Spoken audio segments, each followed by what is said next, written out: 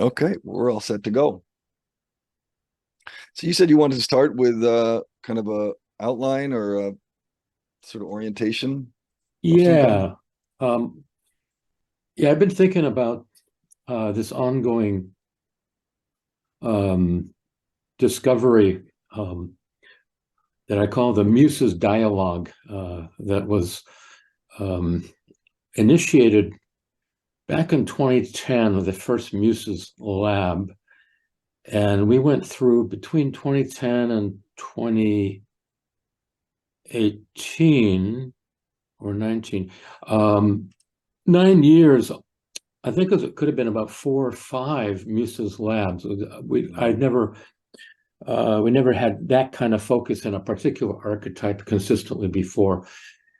And part of the excitement around it was the promise that if we could find some way into a kind of rapport or interaction and dialogue with this autonomous archetype, which we just simply refer to as the Muses, um, that it may open up kind of a gateway to sources of inspiration for me personally to discover elements of character and story and theme for the films I wanted to make. I wanted to approach my filmmaking process in a very different way. And the other individuals who were part of these labs, they were all, for the most part, artist identified, which is why they were in this lab. They also wanted to see what they can discover, through this kind of Muses dialogue.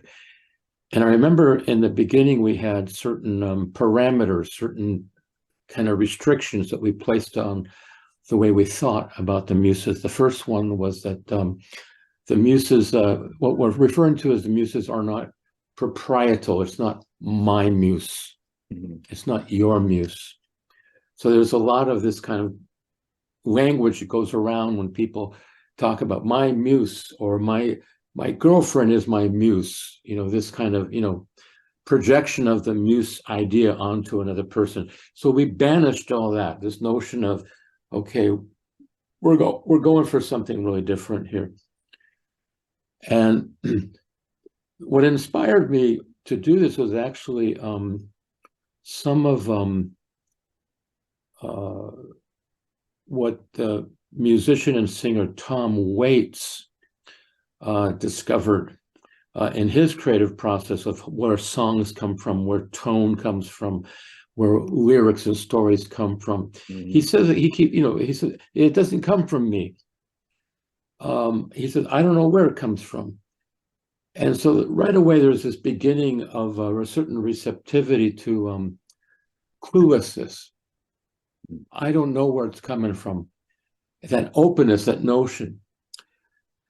And the other thing was that the other restriction was that we agreed to experiment with relaxing the creator ego. And what that meant to us is that we were going to put aside this idea that I am the artist, I am the creator, and instead approach creativity through a deeper receptivity. So we're not really about being something or being an artist or being a creator, but being receptive, almost as acting as a vessel or a vehicle for opening up to a presence, an autonomous presence of this archetype that has been tracked for centuries. Back in the ancient Greek days, it was referred to as many different names. One of them was the daemon, not demon, but Daemon. And as an artist, there are a number of different courses to take, but primarily, between mythologies, as you're moving towards the Apollinian or the Dionysian. And I've always kind of leaned towards the Dionysian. So I'm looking at my motivation for approaching this dialogue really as hedonic, meaning I'm looking for intoxication. I'm looking for getting drunk. I'm looking for getting high. I'm looking for the experience of an exalted emotional state. Mm. I'm not looking for understanding. I'm not looking for clarity, the Apollinian um, uh, approach of being able to plan a very clear, logical approach to the creative process. I'm totally uninterested in that. I'm looking to get drunk. Mm-hmm. But in a lot of the various degrees and variations. So, I'm not talking about getting shit-faced, although that might happen one night. No, I think you're talking about like altered states of some kind. Yeah, altered states, but Energetic. in particular, exalted altered states, so that we get high. There's an emotion-based quality to it. This is not about achieving clarity, or super perspective, or some kind of grand vision of humanity in the universe. Mm-hmm. Not interested. I'm looking for a more soulful, more of a kind of, not so much up in the peaks of the mountaintops, but coming down into the valleys, into the rivers, into the jungles, into finding a loss of perspective, but a deeper connection with the richness of nature, and being moved and inspired by forces hidden and unknown to me. Mm-hmm. So anyway, this is where I wanted to kind of start in on this. And you've gone through some of the Muses labs yourself. I think too. Yeah. Yeah. So maybe you have something to share about maybe a couple of things you may have encountered there, because I know I went through a number of different stages with them. And, the first stage, as I recall, was, after going through the physical warm up and feeling my body deeply so I can enter into the no form receptivity process with warm body and really ready to receive. I did something very naive, which I had to do in the beginning, just very foolishly. I entered what we designated as the Muse realm, just completely naked, just from no form. I just walked into it, say, Right, "Take here me I away, am. Muse, I'm yours." Yeah. And I stepped maybe 3 steps into the realm, and I just got slammed down to the floor, just immobilized. I was like, what was I thinking? This stuff is real. The Yeah. Muses are real. I got to regroup. So I returned back to no form. I got to figure out another way to go there. I can't go in naked. I have to go in not wanting something from them. I feel like I have to go in offering something from them. And that's all I knew. So that was the next direction. Well, I remember that shift where I think a lot of us had some version of that early in maybe the first lab, where it was realizing. I heard you report in the circle after some of the labs, but also I know I had some experiences like this and maybe some others. But yeah, it was that feeling of I have to. They want a collaborator, like they want a partner in this. They don't want Right. just a completely empty vessel. They want, at least that's the way it seemed to me. They want some sort of partner in the process, and they want me to bring something to the table. And they don't want me to like completely check. At least this is my experience. They don't want me to completely check myself at the door. They want me to bring myself uh, to the relationship, which was nice because a lot of that, mea culpa or whatever, supplication and begging and all that sort of went out the door. Yeah. I want to just back up a little bit and say about, two of the things, just reference points for the conversation. And, talking about this, the daemon, and there's sort of a famous TED talk and book by the woman who wrote Eat, Pray, Love. And she talks about, Right. she Right. talks about this and does a pretty good job with it, I think. And tells some wonderful, has collected some wonderful stories of people's experience of this archetype. I think that's the way I read it. Yeah, I read Um, it too. Yeah. yeah. And I think it's a, yeah, I there's something to it. There's absolutely something to this direct taking things in this direction. the other thing that I just wanted to quickly reference, you were talking about the daemon, and then I think through To Dream of Falling Upwards, we talked about in that, I was playing this Western ritual magician, like sort of a cult magician. And This is just as a reference. This is a film, To Dream of right, Falling Upwards, right? yeah. And that character, of course, is a Western magician, ritual magician, and he talks of he and his students who talk about the holy guardian angel. And I think we mentioned that might be a way that some people reference it. And you know through the direct experience, but also through hearing some other reports from other people, other ways of discussing these things, yeah, I did start to have that feeling of it's an intermediary, that it's that the muses are kind of messengers, maybe from a more direct source of some kind. And yeah, that was I remember, that might just be the way the ingredients mixed in my own internal landscape, but sort of like, oh, this is an archetype that I can communicate with, that's not like going directly to the source, and I might get completely exploded, and existence, the world of duality would just evaporate or something. But this is a way to make contact and receive like communication or information from perhaps some even greater source, but they're like human friendly or something, I don't know. Anyway, that was something that I started to feel in my relationship to this archetype. And did you we never talked about it, but was that something you ever had a sense of, Well, I'm a little bit superstitious about talking too much about yeah, the secrets that I've discovered with the Muses dialogue and how yeah, effective they've been. I don't want to be abandoned. fair enough. I want to remain appealing to the Muses, and that's been a big part of how I've been able to stay in touch with this. And how do I remain attractive to the Muses? How do I remain appealing? And there's just certain changes I've had to make in my daily life around certain thought processes, eliminating certain ways of thinking, eliminating certain assumptions from my life, mostly to deepen receptivity and deep listening processes. I remember in all the different labs, which each of them lasted like 10 weeks. They were either once a week or twice a week, 3 hours each time.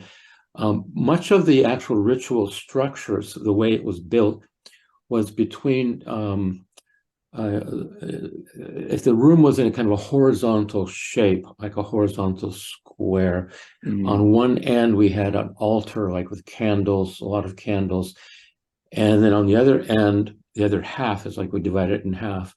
The other end of the room was dedicated to no form, but also we had our own private personal space where we would be cultivating a certain source that spoke to our own personal energy that we would then cultivate as part of what we would bring into the Muses realm as an offering. And specifically, it took a while, it took a couple labs to figure out this one particular very effective device, which was to discover what I've come to call my Holy Trinity. Or, through a number of experiments and tests, to discover 3 of the most essential sources that bring me to life and sustain my existence on a daily basis. Like for me, it would have been the faculty of imagination, maybe my actual physical body, and my experience of the God of the heart, or something like that. And so there's this trinity of sources, and I would find a way from no form to step into one, and then shift into the other, and then shift into the other, and just keep moving between the 3 until I can discover each one has its own movement signature. Each one has its own way of being moved and articulating itself. And eventually, the combination of the three sources and their movement signatures will start to blend and combine into a kind of dance, into a kind of choreography, into a kind of a cohesion of these three sources, this Holy Trinity. And when that Holy Trinity felt intact, like, okay, I've got it, then I would move into the Muses realm and they wouldn't slam me down. I was able to navigate into the Muses realm. My dance became more like supercharged and more energized there, but I was able to remain there a long time. And then the dance became almost like kind of a devotional dance to the Muses. And it's in that devotional dance, that signal of, sending out a sense of dedication and devotion to the Muses, that I would then receive a kind of blessing or recognition back, some emanation, because the dialogue was nonverbal. It was more of a call and response of signal, of energy, emanation. And it was very real, very palpable. And oftentimes when I would receive the emanation, once I offered my own, receive it, I would start perceiving in the Muses environment certain shapes, certain colors, certain lighting, certain, impressions that were part of somehow the interaction of energies between myself and whatever this archetype was, until I had enough. I was getting overwhelmed. And then I would back up into no form and just let it go, let it go. And that became almost like that became a reliable device for quite a while, discovering new trinities, new triptychs of sources to experiment, to bring in, as long as I could stay in the personal energy zone, the latter half of the room, and really cultivate and empower and strengthen that dance. So I went in there, my dance was intact, and it provided a basis of a devotional dance that then was really a transmission to the Muses that then kind of bounced back to me with feedback. And that feedback has been in a sense of almost like miraculous, because it felt like I was recognized. There was a recognition that I wasn't just, casting off energy. I wasn't just expressing myself. I was not just out there flailing. It was very focused with the intention, and there was love in the experience. My heart was, engaged, and there was a kind of empathy for the Muses, and fear too, a certain respect, because I knew that if I didn't commit to my own energy, my own integrity, while I was interacting with them, there was always this threat of being consumed or broken down or burnt, burnt out, by, the greater, the power of the archetype. Well, that was one thing that I think came up pretty consistently as well, which was, I don't remember which, I was going back through looking at my lab notes from both labs, and trying to remember where exactly this started to occur. Certainly by the end of the second one, I know it was very clear, but in terms of not getting burned out, I think what became very clear was how important, that zone before going into the Muses zone, or the returning to that zone that's more personal maybe than transpersonal.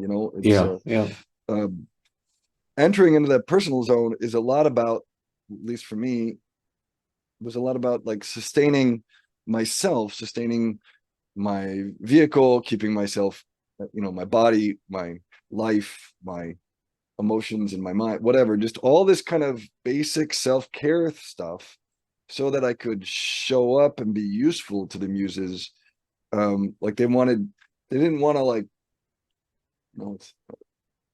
they didn't want to like pour a bunch of energy into something and just have it be obliterated. They wanted to be able to hold the energy and do something with the energy. So it's got to have some integrity and some health and some strength as a vessel. Otherwise, it just kind of blows apart, right? And so that was really helpful because, as we were saying, like if we disidentify or make the muse something not personal, something transpersonal, something autonomous, then it's like, well, then what do I do in the process? It's like, Yeah, well, there yeah. is a bunch to do actually, and that it all has to do with making myself ready and available and reliable and sustainable and all that stuff, so that when I go in there, I can be of maximum help to whatever the interaction is. Just want to say one other thing too about that, that kind of getting burned out or getting exploded if I'm not well put together in a certain way, often for me, and I think you had some version of this experience too, whatever dance or in the Holy Trinity before moving into the Muses realm, if it was solid, if it was strong, if it was clear, if it was well founded, and I brought it in, it was all, sometimes it would be what you're describing, which sort of call and response. Sometimes, a lot of times for me, what it was it would just, like, if you take the volume and just like crank it up, like, or if you took like I use a metaphor of plumbing a lot with some of this work, where it's like I got all the pipes like connected, and then when I go in the muse realm, it's like this water pressure come firing through, and if the pipes aren't solid, it just ruptures, but Yeah, yeah. but yeah, so like like it was often the movements would change, but they would elevate, as you were speaking to this kind of heightened, elate states of heightened emotional or spiritual energy. I don't know how, it's hard to put it into words, which is always half the trouble with paratheater. Um, it would just be like supercharged and elevated, and then maybe it's divine function or the divine version of whatever I had come in with would somehow be revealed. I don't know if I'm making sense. Does that? No, I get you, because you get to a point where Yeah, ideas just kind of explode. It's yeah, like, where do you go? We're attempting to articulate the ineffable, yeah. right? And there are no words. Words fail us, but we have sometimes experience, things that happen to us. We can report about, falling down to the ground. We can report about resonances. We can report, we can talk about what happened. Not so much like what it means, because I think that can throw us off into some Sure, kind of weird philosophical discourse or whatever. sure. But trying to stay close to the action. The other thing that I've always found remarkable about the Muses dialogue, and again, it's a nonverbal process, is that there's never been one image of the Muses where I say, "Oh, that's the Muse because it looks like such and such."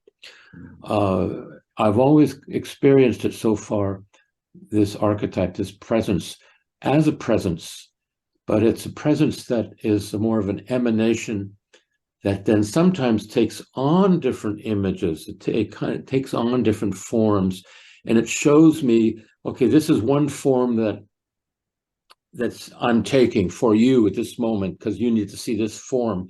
And I'm looking at that form, and all of a sudden I'm getting an idea for a character of a film because I've been shown an image. I wasn't shown the Muses image. I was shown something from behind the image that was coming forth, creating an image for me to witness and say, this may be important to you. And then it's poof, it's gone. And then I have to somehow remember, okay, what was that?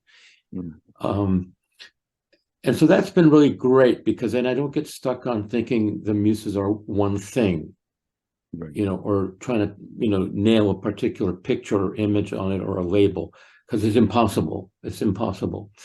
And so that liberates me from, thinking that I have to come up with explanations or, words to, describe what it is and so forth, because, we are interacting with an ineffable autonomous archetype. And even, in the beginning, when I set up the ritual, when we designate the Muses realm, I always suggest that we don't know if the Muses are going to show up. The Muses, they're not on our watch. We're on their watch. Yeah. Yeah. And so it's all a gamble. We don't know if we're going to go in. It's going to be empty. We don't know. So it's that kind of openness to not knowing that I think is part of what the Muses find appealing, because they have freedom to come and go, because that's what they do.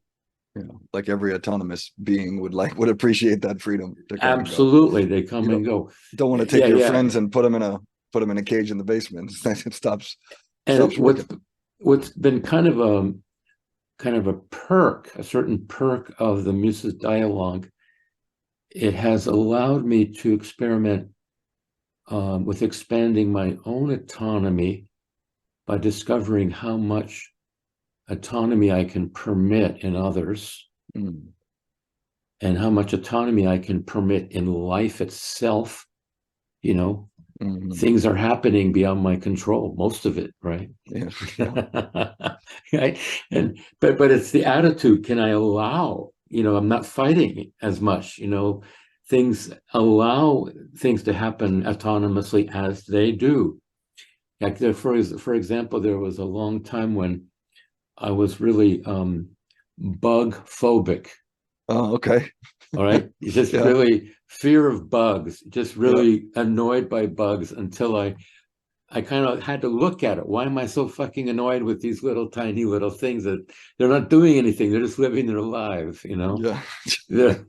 But they're completely autonomous. Oh, yeah. They don't need me. They're just doing their thing.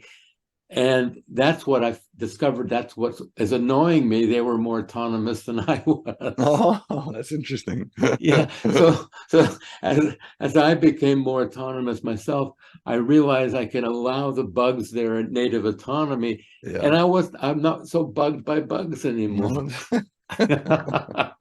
It's amazing, actually, because it was a little, kind of embarrassing and annoying to, keep getting, irritated by like ants or, this particular, beetle or this, stink bug or whatever. And it's like, come on, give it up, Antero. Yeah. It sounds like high quality shadow work for sure. Yeah. The insects, they fucking rule the planet. They'll be around longer than anybody. And definitely no controlling them in spite of all our best technologies. They just keep going. They've got the survival trip down. Yeah. I was gonna ask, you were talking about like, the Muses taking different shapes. And somebody who listens to this at some point or thinks about what we're talking about, the archetype of the Muses, at least in traditionally, there's like 7 or 9 Muses, and each one has a slightly different quality, and people might appeal to whichever one is for their art form. And so there are some, and we've talked about parrot theater. You've said very clearly that your intention with parrot theater is that it's a quote non-dogmatic ritual technology, unquote. So you're, I see you kind of dancing away from maybe those more traditional conceptualizations, and have you ever either explored those as individual sources or as other people that you've worked with tried to explore them? Intellectually, yes. The word with parrot theater I like to use is iconoclastic, which is the destroyer of images in lieu of a more direct experience of the energy or the presence that an image might be born from. And this is why, in the parrot theater work, we come into a greater receptivity with the presence of these energies, so that fresh images that are not conditioned by culture or the past, can come forth and say, this too is an expression of the energy. This too is an imagistic representation. It's not from a book. This is from your own soul. This is from something that has welled up from the deeper not just personal subconscious, but the collective unconscious through you into the open air that you embody, that you somehow crystallize into a form in your own body, maybe have a sound, a chant, a symbolic gesture for, and then you are embodying a new image, a new form. And so it's more about that. Yeah. I made an exception with this new film that I just completed a film called Blue Fire. And it's about this AI coder, artificial intelligence coder, who is creating an AI entity that he's basically called Minerva, the Roman goddess of warfare and victory and wisdom. And, she's a fighter. She's a warrior goddess. And he's got plans for his AI programming of, large language systems with accompany his artistic talents, creating visual accompaniments to a kind of master plan that he has. I'm not going to go into it because I don't want to ruin the film for people who are going to see it. But so, we went with Minerva, and Minerva is a Roman goddess. The same goddess shows up in Greece as Athena or Pallas Athena, a warrior goddess, and who's also a devotee of the oracle Medusa. So she's a seer, she's a visionary as well. So I was kind of experimenting with the mythology there, just as the film, and that did not come out of the paratheater experience. That just came out of more of a kind of a Muses dialogue outside of paratheater, just, a kind of a meditative state I enter into sometimes, where something will come to me, and Minerva came to me. I didn't know who Minerva was at the time. The name, oh, Minerva, that's a lovely name. And so I Googled it, of course, and I found, okay. Right. So I looked into the mythology and I go, well, this kind of fits really well. I guess the Muses are around somewhere, because they nailed exactly the goddess that would work for this AI entity. So this actually leads to another interesting question, which is, other than the set paratheatrical ritual space where you enter into the realm of the Muses and you have some dedicated time and energy for that, and maybe you get impressions, experiences, images that then go off to become creative projects, films, and other projects, theater, perhaps music. Do you have an experience of a continued relationship with that muse, even outside of the ritual or paratheatrical context?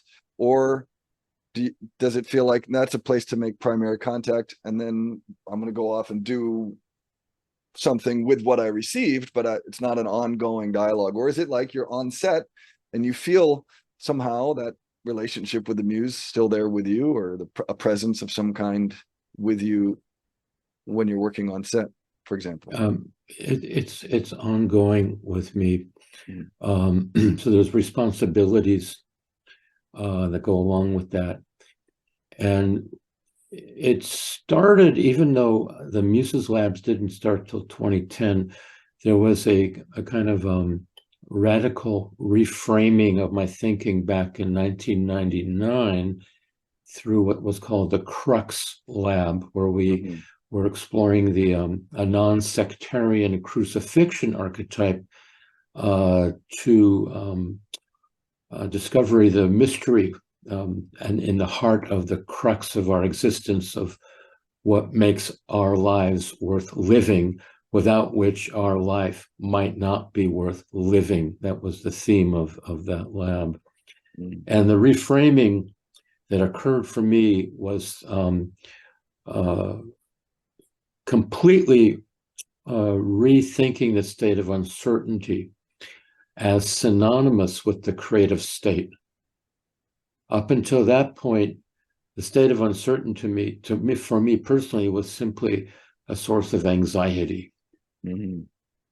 Anxiety and uncertainty are not the same thing. Uncertainty is a fact of life. Anxiety is a nervous system reaction to reaching your threshold of how much uncertainty you can bear before behaving like a nervous monkey. Yeah. Right. So, but there was a shift there in that lab that forced me to look at uncertainty in a very different way, that it was a fact of life. It wasn't going to go away. And yet the most exciting theater and the most exciting films I've ever watched or experienced had the state of not knowing what was going to happen next. Yeah. I'm on the edge of my seat. Mm. There's no expositions. They're just showing me things that are happening in the moment. I got to stay with the moment to discover what's going on. And this is really great theater, Mm. or it's a great story. I don't know where it's going. Let's go. And so I started catching on to that and started applying it. And so the state of uncertainty since then has been synonymous with the creative state. And one of the perks is that I'm not an anxious person anymore. Mm. I've dropped anxiety a while ago. I traded it up for the responsibility of staying creative. And it is a responsibility because especially in the current era of my existence, I'm in what's called the end times of my existence. Mm. You know, I'm in a terminal illness point. I don't know when my final days will go or come or go. And so the uncertainty level is jacked up. Mm. I am not anxious about it. There's no fear about it. But what is also jacked up is the creative state. The creative energy now is really high for me. Interesting. Yeah, it is fucking interesting. And it has produced just in the last 9 months, 2 books that I've written that are now published, an album of music and, you know, performance poetry, and another feature film. I mean, my God, you know, what's going on? You know, Yeah. it's like all messed up, but in a good way. You know, it's really going at warp speed. Yeah. And what it feels like, and I'm just going to keep doing this. I'm on a runaway train until I reach the end of the line. I'm not going to Sure. stop creating in some way or another. There's no way I can stop. So it's an unstoppable, you know, track of creation that I'm on. And so this is part of the Muses process for sure. You know, they're the guiding light for me. I'm not, you know, guided by, you know, ambition, fame, money, recognition. You know, I've kind of outgrown, you know, all of those kind of layers of the onion, so to speak. And it's just more kind of like, okay, what do you got? What do you got from me, Muses? Like, you know, for example, this last film I just finished, before I started it, I was just kind of open and I say, okay, where does this film take place? I need a sense of place to start. And all I got was farm. Farm. No, no, no, no, no. And then another word comes out, farmhouse. No, Oh, no, no, no. I don't know anything about farms or farmhouse. And yet I can't argue. You know, I Right. surrender. I says, okay, all right. So we're gonna go on a farm. This is gonna happen on a farm. I don't know what's gonna happen. Okay, we're going for it, farm. And one thing led to another, and that, you know, the final outcome is we found a farmhouse on a big farm, and everything took place there. It was like a perfect set for a story that Wow. unfolded. And it was like, how did this happen? I don't know, but it starts like that. Yeah. It really does start like that. And I just have to listen and don't argue. I don't resist. At first I go, no, no, no, I don't know anything. And the musicians love that. They did. You don't know anything. You're on board. Yeah. That's Yeah. exactly, pretty much. That's the ticket. You know, once I say I'm clueless, I don't know what to do, they punch my ticket.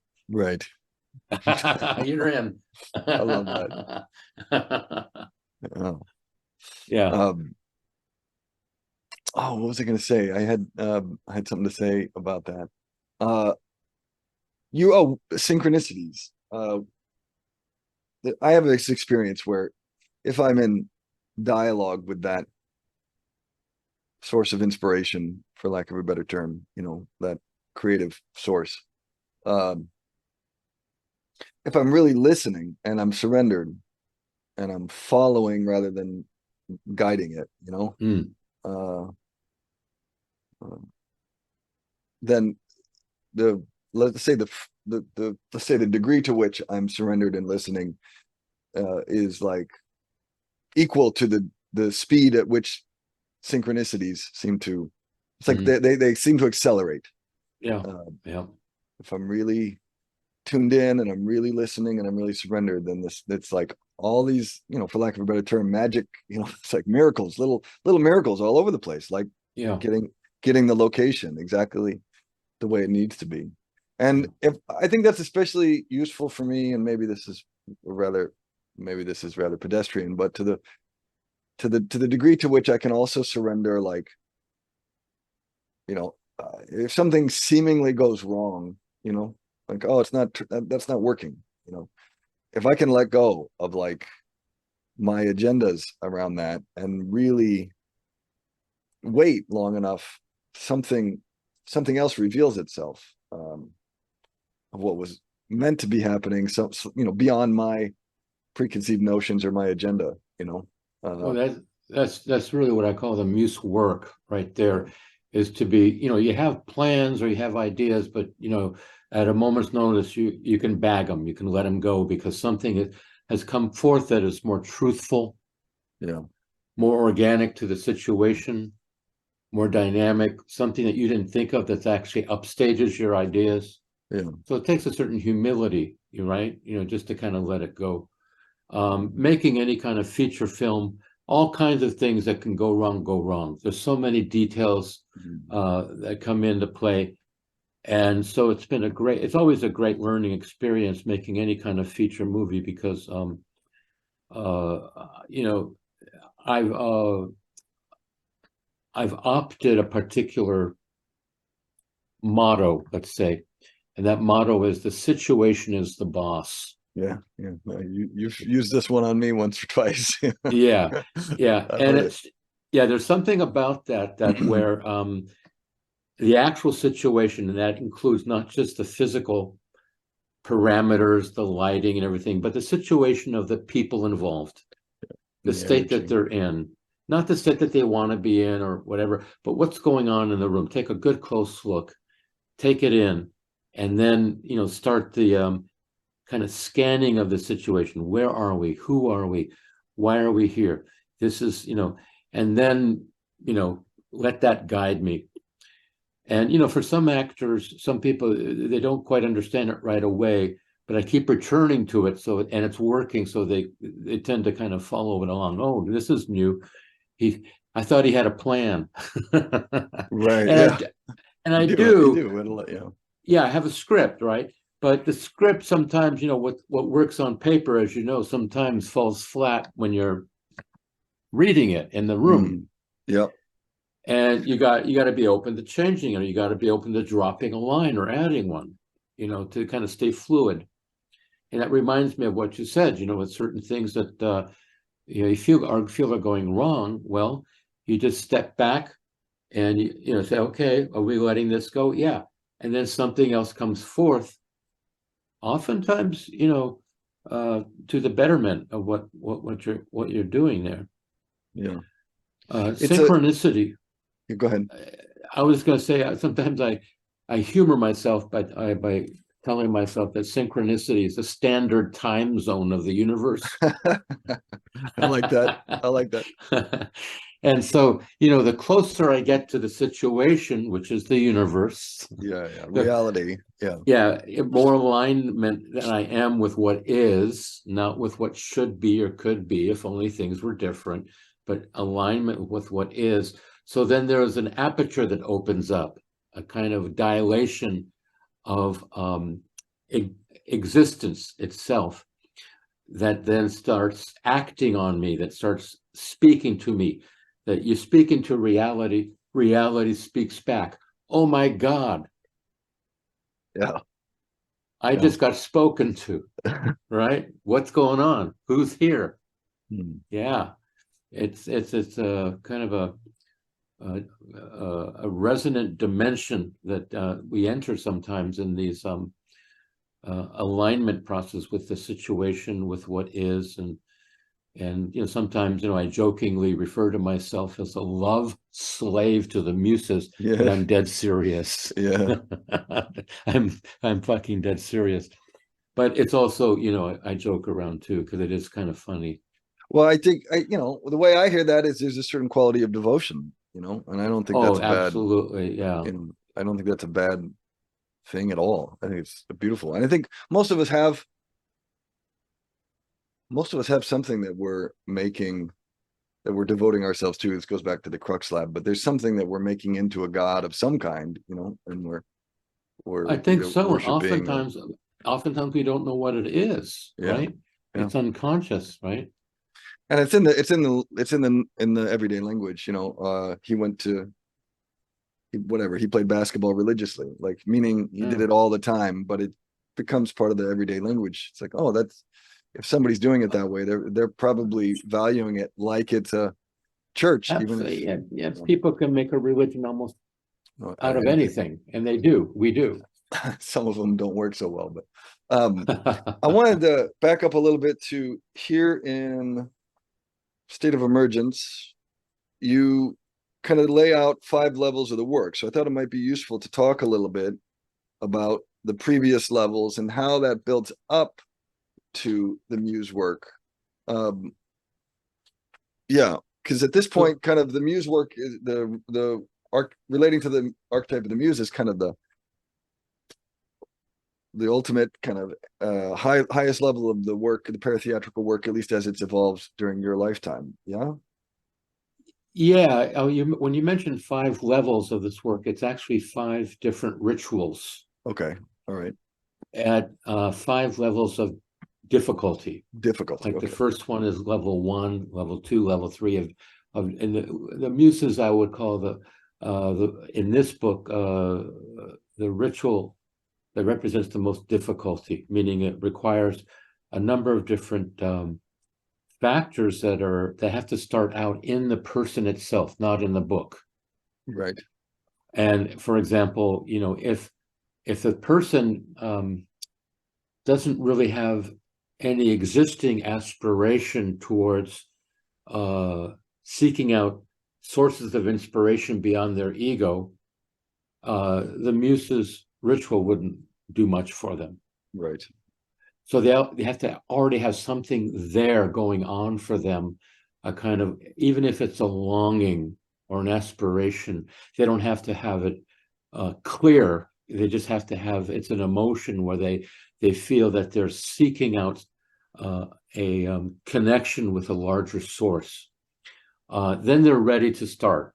But if they don't have that, then they go back to number 1. The first ritual, I think it's the verticality Yeah. ritual, the least difficult to discover what it's like to align with the column of energy that's coming down through the crown, down through the body into the earth, and the energy that's coming up from the earth up through the body and out the crown. It's this kind of vertical column, and how to align with that and how to access that verticality as a movement resource and also as a resonating capacity for vocal creations. So it's fairly simple, but also quite profound once you connect with it, because in the social world, there's really no such experience as verticality. Everything is locked into a more horizontal interaction.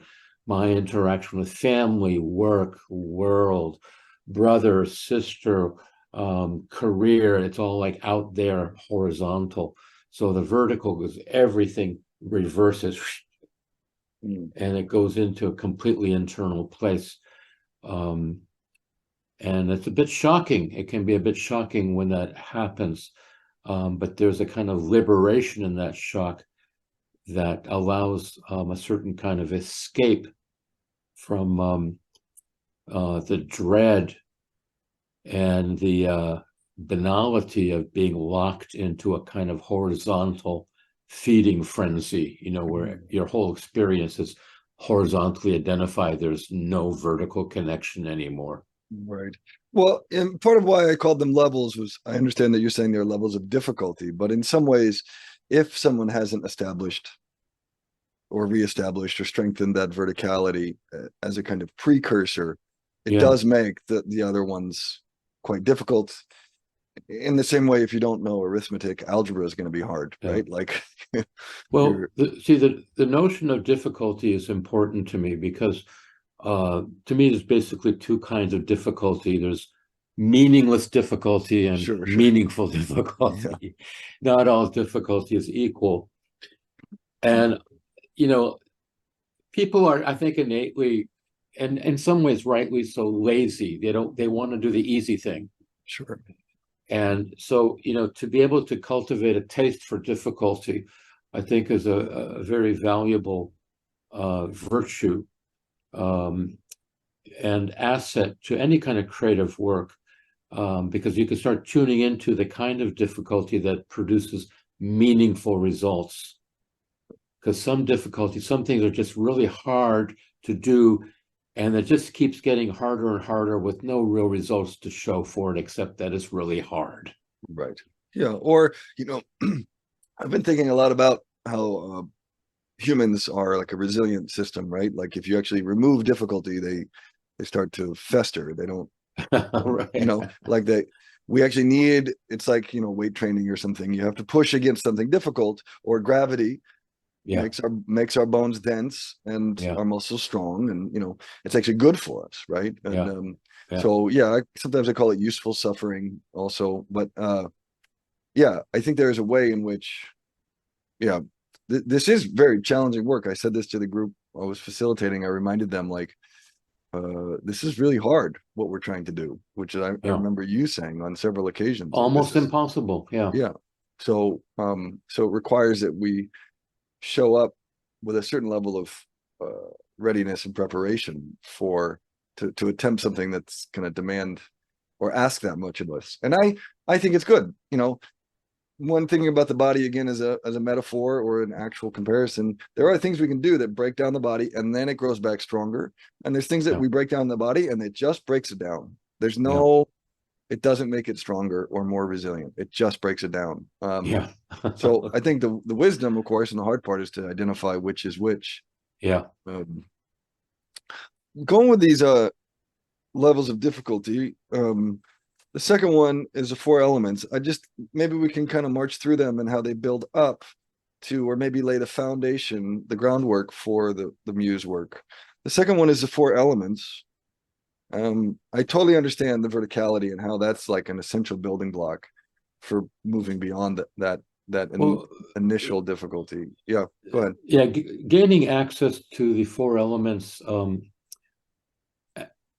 means basically being able to discover your experience of each one as equal in value, so that you may find when you start the ritual, you find it easier to engage the element of water, let's say, or let's say the element of fire is a little bit inaccessible to you.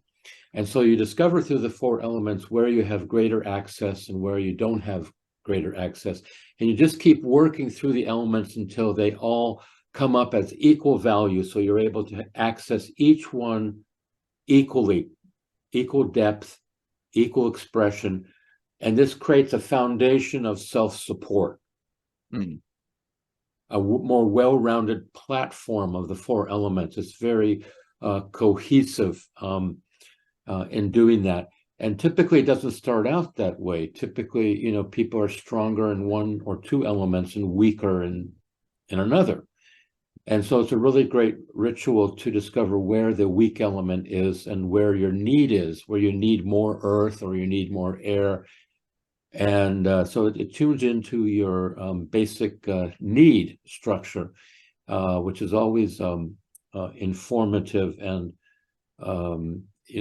full of, I think, smart decisions to identify what your needs are and to meet those needs, so that you become accountable more and more self-accountable.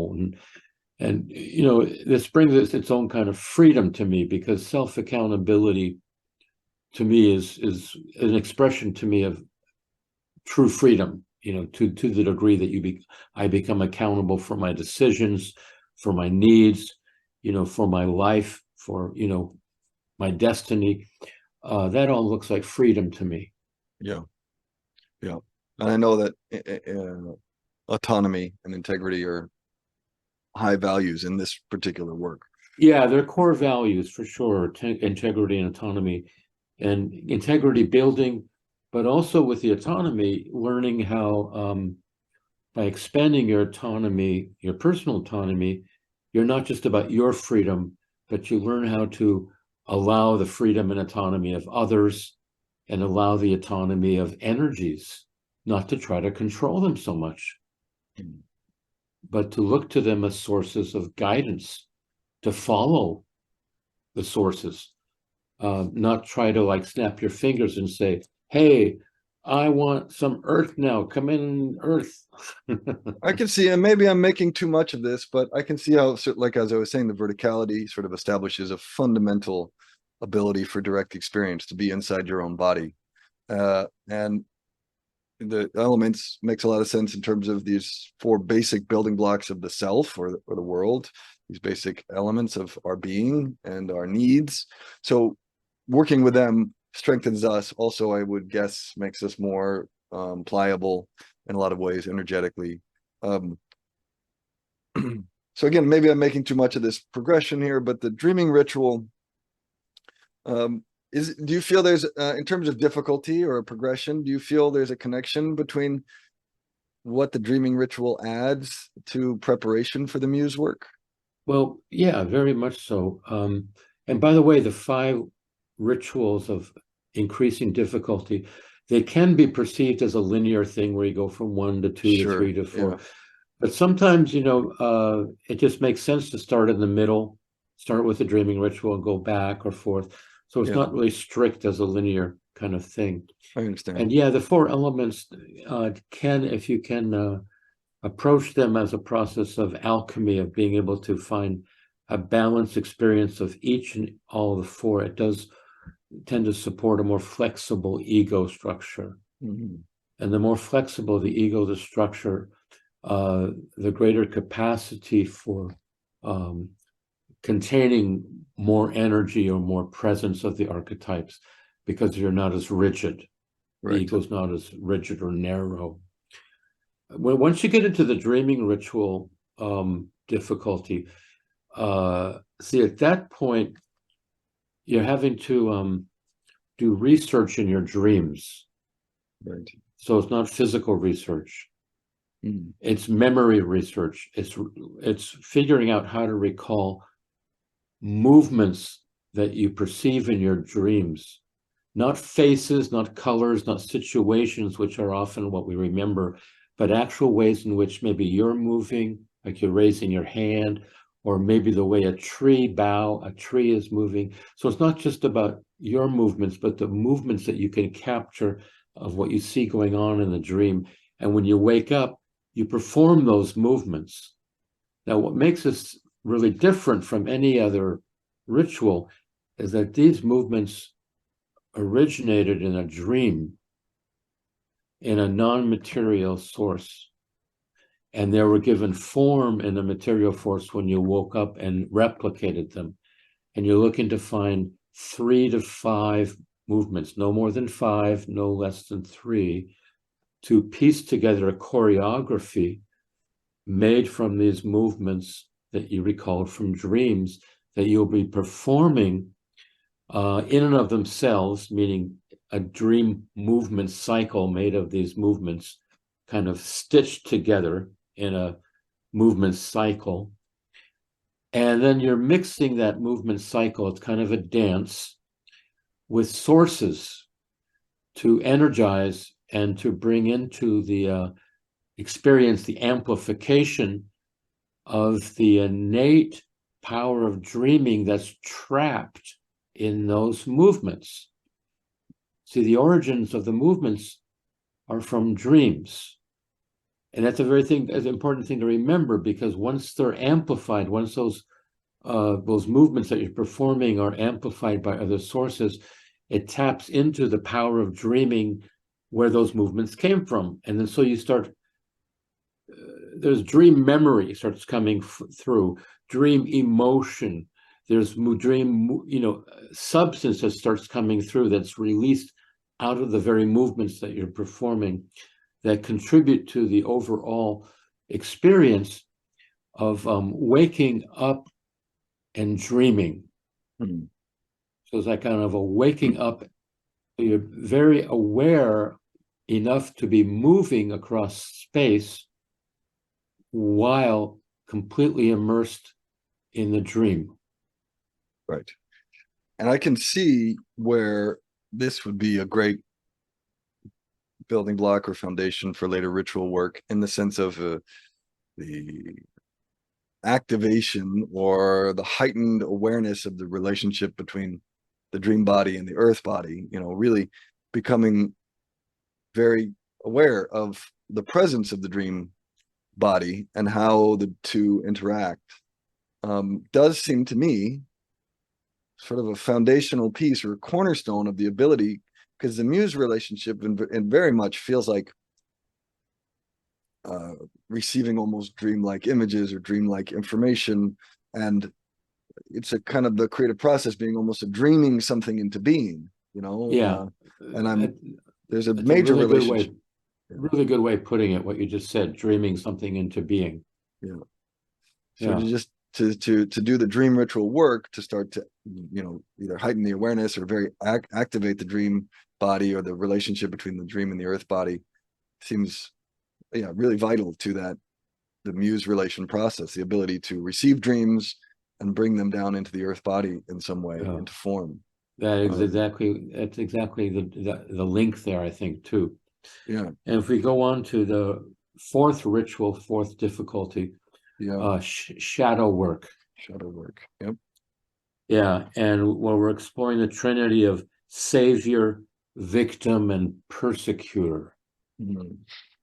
These archetypes, and discovering how you can embody each one equally, Right. right? So you don't get stuck in one or the other. You can develop fluidity. You can embody the savior, embody the persecutor, embody the victim, get over your victim fear and all that. Just, slam dunk yourself, into the whole mess of what it means to be a human being. Lightweight stuff. This is exactly, the shadow work. And what this does is it helps neutralize the repressed shadow, which uh, is also repressed vitality, because the shadow, Hmm. what we repress is the things that we are ashamed of, or that we're embarrassed by, or we don't like about ourselves. We don't like the victim part of ourselves, or we're embarrassed that we're such, judgmental critics persecuting other people with our words and so forth. But once we get into embodying them, come into full-on acceptance to them, hey, no big deal. This is who I am also. Right. I am Well, also, yeah. go ahead. I Um, was going to say I'm also victim, and I'm also a savior. I'm gonna save you. No, I'm going to first save myself if right. I can. Well, what strikes me about this and talking about it is, shadow work is often considered the dark stuff, and certainly there's a lot of stuff that's shame and things we disown or repress and all that kind of stuff, and it does tend to have a lot of power over us if we Yeah, don't excavate it and own it. But it can also be, I think, technically they call it transference when it's a light kind of light shadow, but it's we can disown things that are actually quite brilliant qualities too. And I think you've chosen here savior, victim, and persecutor. Like, all these rituals are examples of a progression, or examples of ritual structures and evening of work. But in my experience of actually doing ritual with you or doing this work, you were very creative, and you were always exploring, trying new things. it wasn't like we just did these 5 things over and over again. These are just examples. Right. Um, Yeah. and so even in the shadow work level of difficulty, savior, victim, persecutor is sort of one example of a shadow work trinity, but there's lots of things you could work with Yeah. at this Yeah. level of shadow work. Absolutely. And if I were to connect it to level 5 of the muse work, it does make sense to me. We were talking about how do we show up into the realm of the muses as bringing offerings. How do we show up with a certain amount of integrity and sustainability, sustaining care in the way that we're living our lives, so that we can be available to the muses? Well, if we don't deal with some of the shadow stuff prior to entering the realm of the muses, it's going to hijack, derail, uh, that it can potentially. I was talking about the water pressure thing. Like, Yeah.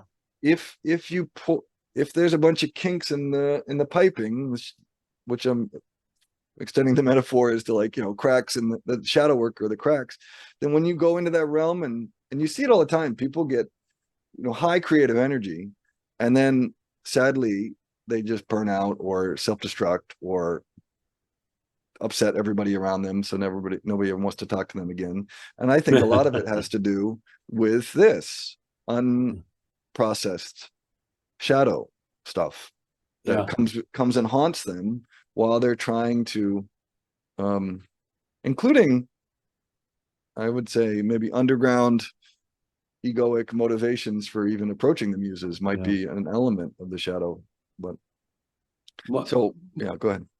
I was gonna say my favorite part of shadow work um, is the freedom that I experience once I recognize the degree of how fucking oppressive, repressed, unclaimed, unintegrated shadow material has become within me. So I'm looking really at repressed shadow as a source of oppression. Mm. And when I find the process of reclaiming it, it also moves towards integration of it, meaning I become more willing to embody the shadow. And that has social implications, because once you're, willing to accept the shadow material as part of your personality, you're not just hiding it anymore. You're open with it, your acceptance of it. There is a certain power that you bring to the table into the social discourse without saying anything. That if someone else has not done that, they're going to pick up on it instinctively, and they can be a little threatened by it. They can be a little like, who are you? What's going on? There's something mysterious about you that I'm not trusting or I'm not feeling comfortable around. Right. So there's responsibilities here with the integration of the shadow material. Is this something that you can live with? Can you live with becoming one of the shadow people? Right? Yeah. You're not just, sweetness and light. Right. You've got teeth. Yeah. You've got fierceness. You've got a fight in you. You have access to vital energy that maybe other people don't have, and it shows. There's presence.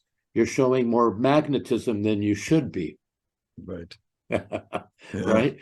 Because this is part of the integration of shadow process. People become more magnetically present, more magnetic, as animal magnetism, basically.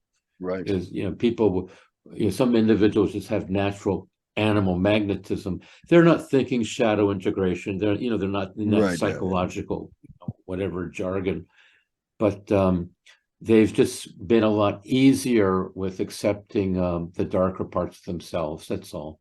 Not making such a fucking big deal of it. And just learning to live with who they are, and the experiences they've gone through that have hurt them.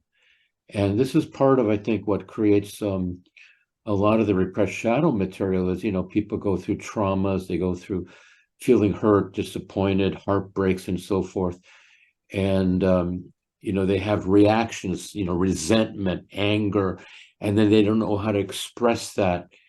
And yet, once they do express it, they were able to own their anger or resentment or whatever reaction they had to being violated or raped or, put down or ridiculed. And Cheated or you come betrayed. back Yeah. and, you say, hey, I'm back, I'm present, fuck you, Right. whatever it is. You're willing to stand up for yourself. Yeah, it's interesting because just to speak on the one last thing here on shadow stuff, I think sometimes the impression can be like, oh, I'm going to do some shadow work, which means I'm gonna, I don't know what, go scrub the floor in the closet, like I'm going to clean it all out, right? Like or I'm going to heal it, or I'm going to transform it into light or something like that. And part of what you're saying is it's just owning the dark, grungy, dirty sides and not trying to do anything with them. That maybe it's more about a process of acceptance and integration rather than trying to heal or clean out that stuff. I don't know. Is that Yeah, my no, it's about not about purification or becoming virtuous or like a good person. It's not right? so much about that. I think it's, if it anything, it's more about a kind of radical self-acceptance where you simply decide not to exclude any aspect of yourself Yeah, as you discover by including more dimensions of your own personality, you're also starting to include more facets of your own humanity. You're basically becoming more of a human being. yeah, yeah. Um, and again, it does seem like good prep for being useful to the muses. Oh, yeah, absolutely, because you have more to offer. Yeah, yeah, And that's, and you have some of that. You've reclaimed some of that power to be able to actualize whatever the assignments you're being given. You that's know, right. And to endure the muses, yeah, to develop a relation with the archetype, you require a certain kind of archetypal endurance, stamina, yeah, right? yeah. That's And I for think sure. that the shadow integration gives you that. Yeah. So I have a couple of maybe I don't know if you have stuff you want to talk about, but I had a few closing thoughts or Yeah, yeah, shoot. um I wonder if you want to say anything about facilitating this muse's work, like things that you've discovered uh or in helping other people through it and running because I think you said you did from what was it 8 or 9 years almost, right? So how many total? Maybe 5 or 6 labs or Yeah, more? 5 or 6 labs of the muses. We Yeah. went with other themes as well, but it was mostly muses. Yeah. Um, as a facilitator of this work and maybe watching other people go through it, were there things that you learned or discovered along the way that, or where, yeah, uh, about how best to facilitate it for other people? Um, yes, of course. See, in these labs, I facilitated and participated. Yeah. I've done this work long enough so I can perform that kind of dual role. And I think um, the main, probably the main takeaway in facilitating was to keep coming back to suggesting to the participants to, when you're dealing with cultivating your personal work, not the muses, but in the personal area, whether it's your Holy Trinity or you're, digging up a personal source that you can offer. Pay close attention to how personally relevant it really is. Don't make it arbitrary. Touch upon your hot issues. Touch upon the most current charged things that are most personal to you. The question is, what is it that is most personal to me right now during this time of my life? What issue is up? What is closest to what I would say is most personal to me? And it's an important thing because I think people forget, I forget that we live in an impersonal cultural influence daily through a number of different exposures to, socially accepted models and standards of how to be, whether it's through the media or just schools or parents or family or whatever. And it can be a kind of a depersonalizing effect where we basically start losing touch with what is most personal. What does that mean? What is most personal to me? I mean, you can ask someone that question and they're just like, draw a blank. I don't know what's most personal to me. What a moment that is. Right? What a Yeah. moment. Yeah. It's an important moment to say, oh my God, I've lost touch. I don't even know who I am anymore. Mm. So these kinds of questions, It's what's relevant? Identify what is most relevant. Play it dangerous. Don't play it safe. Go to your hot issues and get personal with yourself. Nothing less. Yeah, Natalie Goldberg, who was a Zen teacher and a writer, she talked about when you write, you got to go for the jugular. Like you gotta just go for that high energy, like stuff that scares the shit out of you. Yeah, I just want to mention in the Holy Trinity stuff that you're talking about in the book, you talk about head, heart, gut, but you talk about working outside the room to come in with a Holy Trinity. And going back to my own notes, we didn't necessarily stick with the same Holy Trinity throughout the whole lab. In fact, I think almost every lab I would try to touch in with what Trinity is up for me today. Like what's really, resonating for me today. In some ways, I would just sort of stand in no form and wait for something to kind of bubble up, and trust that, whatever it was. But, you talk in the book a little bit about, hey, you got to go do some work outside lab or outside the paratheater ritual space so that when you come in, you've chosen a trinity. But if somebody were to do this work on an ongoing way, they could continue exploring different trinities, right? Like they don't have Of to start. course, that's the plan. You come in with a plan. Yeah. And you get used to making a plan and you get used to dropping the plan when you're in no form. And all of a sudden, a trinity comes up that upstages Right. the one that you had a plan for. But, to have something to start with, I think is an important piece of that. And, the thing too is that, we have all these concepts of what makes my life worth living, or I have this kind of idea about, oh, this is an important source to me, right? Although I may not know at that moment that I'm actually remembering something that happened a year ago. Right. It may not be important today. Right. And so this is why, I encourage people to keep trying new trinities with each session of a lab, because oftentimes you start kind of scratching the surface. And with each one, you get a little bit closer to something that might be core or unchanging. Right. Something that is really sticks with you, and you start realizing that you're actually identified and defined by a particular trinity because it's not going away.